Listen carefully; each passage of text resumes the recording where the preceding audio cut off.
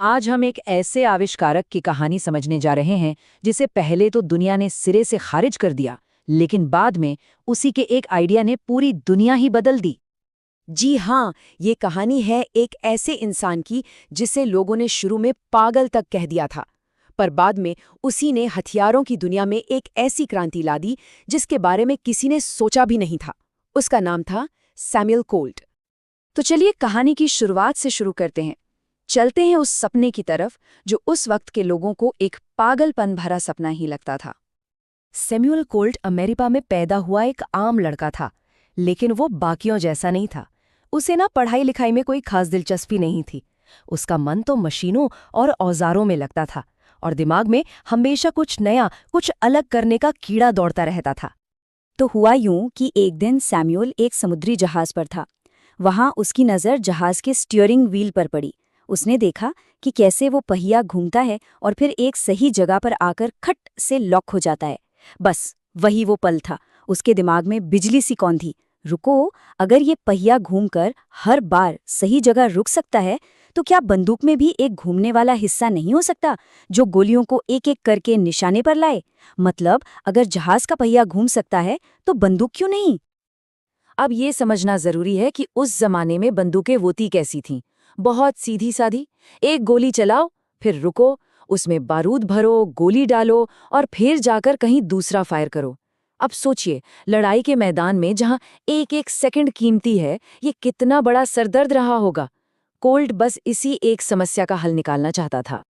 लेकिन जैसा कि होता है, एक क्रांतिकारी विचार को हकीकत बनाना कोई बच्चों का खेल नहीं था।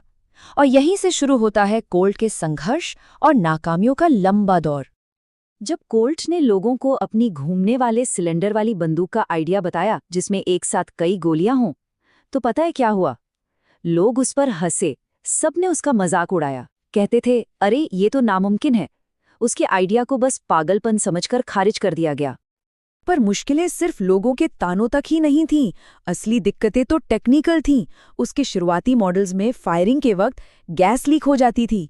कभी कभी तो और भी बुरा होता था, सिलेंडर की सारी गोलियां एक साथ ही फट जाती थीं। मतलब चलाने वाले के लिए ही जान का खतरा। ऊपर से जेब में पैसे थे नहीं, कोई पैसा लगाने को तैयार नहीं था। और लोगों के ताने, वो तो थे ही। लेकिन कोल्ट वो हार मानने वालों में से नहीं था। वो दिन में पैसे कमाने के लिए लोगों को हंसाने वाले साइंस के छोटे मोटे एक्सपेरिमेंट्स दिखाता और फिर पूरी पूरी रात जागकर अपनी बंदूक की कमियों को ठीक करने में लगा रहता। शरीर थक जाता था, जेब खाली रहती थी, पर वो लगा रहा और आखिरकार 1836 में उसने अपनी रिवॉल्वर का पेटेंट करवा ही लिया।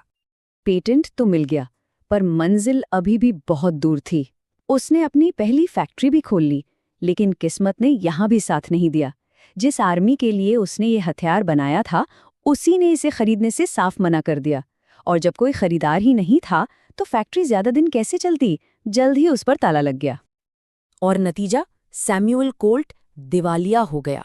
उसका सपना, उसकी मेहनत, सब कुछ मिट्टी में मिल चुका था। ये उसकी जिंदगी का शायद सबसे बुरा दौर था।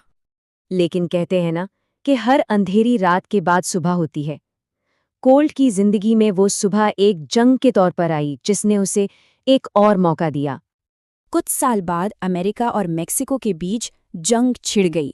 अमेरिकी सेना को अचानक एक ऐसे हथियार की जरूरत पड़ी जो तेजी से फायर कर सके। तभी एक आर्मी ऑफिसर को कोल्ट की वो भूली बिसरी नाकाम रिवॉल्वर याद आई। जब उसका टेस्ट किया गया तो नतीजे देखकर सब हैरान रह गए। कोल्ट की रिवॉल्वर ने तो जैसे लड़ाई का नक्शा ही बदल दिया।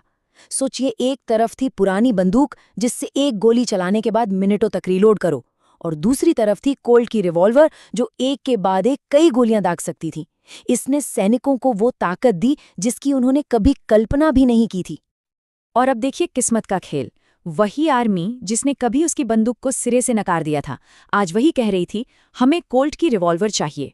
वक्त ने जबरदस्त पलटी मारी थी। बस इस एक मौके ने कोल्ट को नाकामी के अंधेरों से निकालकर कामयाबी की बुलंदियों पर पहुंचा दिया, और वो पीछे छोड़ गया एक ऐसी विरासत जो आज भी जिंदा है।